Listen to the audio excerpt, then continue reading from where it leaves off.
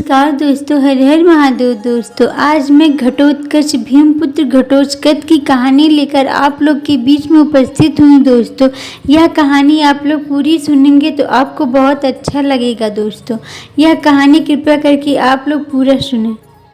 जब सभी पांडव लक्षागृह की आग से बच निकलने के बाद अपनी माता कुंती के साथ छिपते हुए वन में चले गए, उस वन में हिडम्बासुर नाम का एक राक्षस अपनी बहन हिडम्बा के साथ रहता था।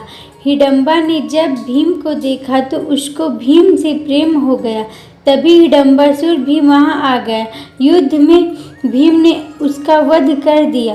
कुंती के कहने पर भीम ने हिडम्बा से विवाह कर लिया। कुछ समय बाद भीम और हिडम्बा के मिलन से एक महापराक्रमी बालक पैदा हुआ। वह क्षण भर में ही बड़े बड़े राक्षसों से बड़ा हो गया और तुरंत ही जवान हो गया। घटोत्कच के सिर पर बाल नहीं थे। घटोत्कच का नाम सिर पर बाल नहीं होने के कारण घटोत्कच पड़ा था। भीम और हिडम्बा ने उसके घट अर्थात सिर को उत्कच यानी केशहीन देखकर उसका नाम घटोत्कच रखा था। महाभारत की दिव्यांग पूर्व के अनुसार जब राजा युधिष्ठिर ने राजसूय यज्ञ का आयोजन किया तो भीम, अर्जुन, नकुल व सहदेव को अलग अलग दिशाओं में निवास कर रहे राजाओं से कर लेने के लिए भेजा।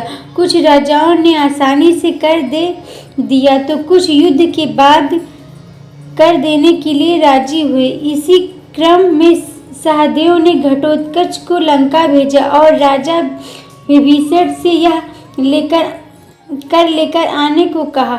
घटोत्कच अपनी मायावी शक्ति से तुरंत लंका पहुंच गया।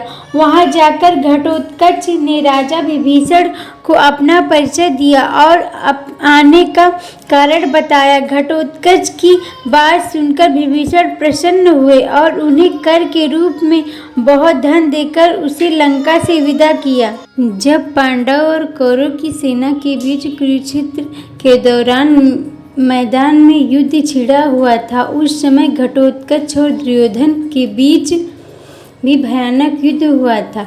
जब भीष्म पितामह को पता चला कि दुर्योधन और घटोत्कच में युद्ध हो रहा है तो उन्होंने द्रोणाचार्य को कहा कि घटोत्कच को युद्ध में कोई भी पराजित नहीं कर सकता, इसलिए आप उसकी सहायता के लिए जाइए।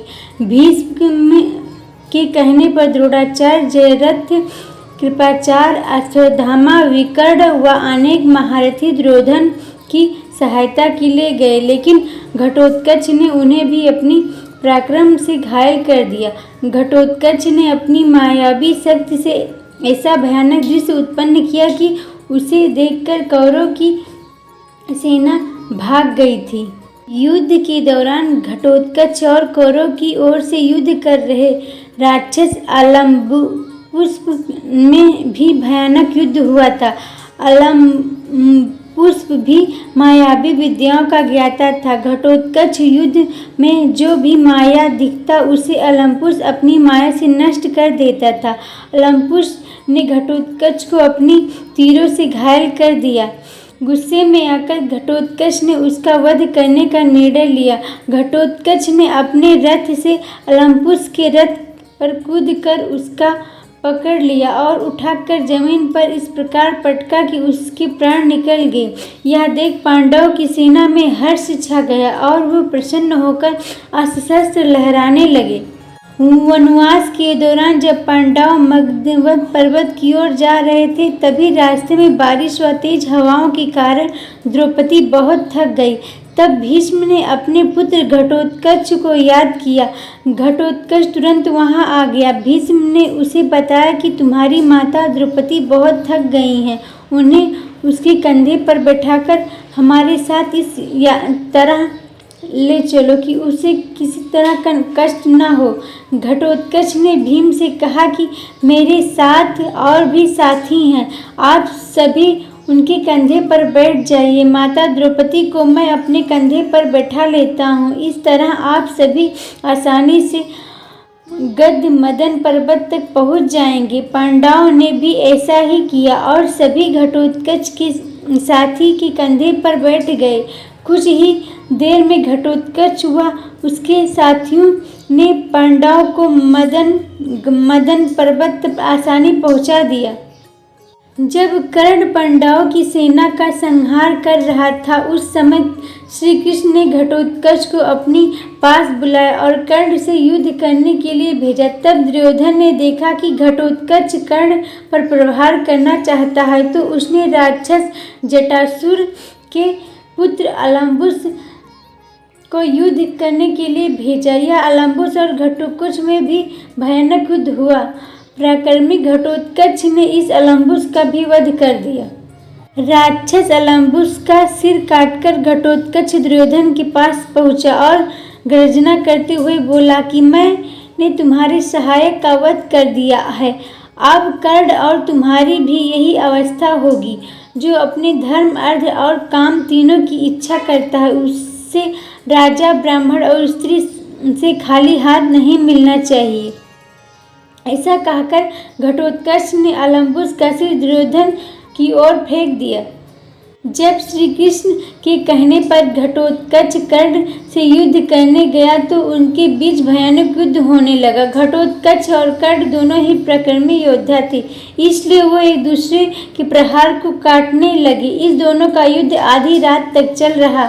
जब कर्ण ने देखा कि घटोत्कच को किसी प्रकार का पराजित नहीं किया जा सकता, तो उसने अपने दिव्यास्त्र प्रकट किए। यह देख घटोत्कच ने भी अपनी माया से राक्षसी सेना प्रकट कर दी। कर्ण ने अपने अस्त्रों से उसका भी अंत कर दिया। इधर घटोत्कच कौरवों की सेना का भी संहार करने लगा। यह देख कौरवों ने कर्ण से कहा कि तुम इंद्र की दी हुई शक्ति से भी अभी इस राक्षस का अंत कर दो, नहीं ये आज ही कौरवों की संहार कर देगा। कर्ण ने ऐसा ही किया, घटोत्कच का वध कर दिया। जब घटोत्कच की मृत्यु हो गई तो पांडवों की सेना में शोक छा गया, लेकिन भगवान श्री कृष्ण प्रसन्न हो गए। अर्जुन ने जब इसका कारण पूछा तो श्री कृष्ण ने कहा कि जब तक कर्ण के पास इंद्र के द्वारा दी गई दिव्य अस्त्र थी, उसे पराजित नहीं किया जा सकता था। उसने यह शक्ति तुम्हारा वध करने के लिए रखी थी, लेकिन वह शक्ति अब इसके पास नहीं है। ऐसी स्थिति में तुम्हें उससे कोई खतरा नहीं। इसके बाद श्री कृष्ण ने यह भी कहा कि यदि आज कर्ण घटोत्कच का वध नहीं करता तो एक दिन मुझे ही घटोत्कच का वध करना पड़ता, क्योंकि वह ब्राह्मणों व यज्ञों की शत्रुता रखने वाला राक्षस था। तुम लोगों का प्रिय होने के कारण ही मैंने पहले इसका वध नहीं किया था। महाभारत के द्रोण वर्ग के अनुसार घटोत्कच के रथ पर जो झंडा था उस पर मांस रखने वाला गिद्ध दिखाई देता था। उसके रथ में 8 पहिए लगे थे और चलते समय वह बादलों के समान गंभीर आवाज करता था। 100 बलवान घोड़े इस रथ में जुते थे। उन घोड़ों के कंधों पर लंबे लंबे बाल थे, उनकी आंखें लाल थी। घटोत्कच का रथ रीछ की खाल से मढ़ा था। उस रथ में सब प्रकार के अस्त्र रखे थे। विरूपाक्ष नाम का राक्षस उस रथ का सारथी था। घटोत्कच की पत्नी का नाम अहिलवती था और घटोत्कच के 2 पुत्र थे। घटोत्कच के पहले पुत्र का नाम बार्बरिक था और घटोत्कच के दूसरे पुत्र का नाम अंजनपर्वा था। जिसे हम आज खाटू श्याम के नाम से जानते हैं, वही बार्बरिक घटोत्कच का पुत्र था और भीम का पौत्र था।